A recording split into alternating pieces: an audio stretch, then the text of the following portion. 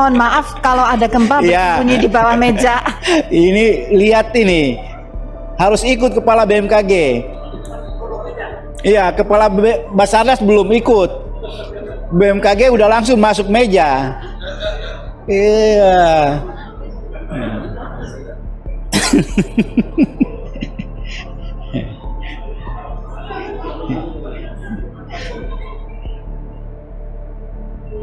Mohon izin sebentar, Bapak. Ya.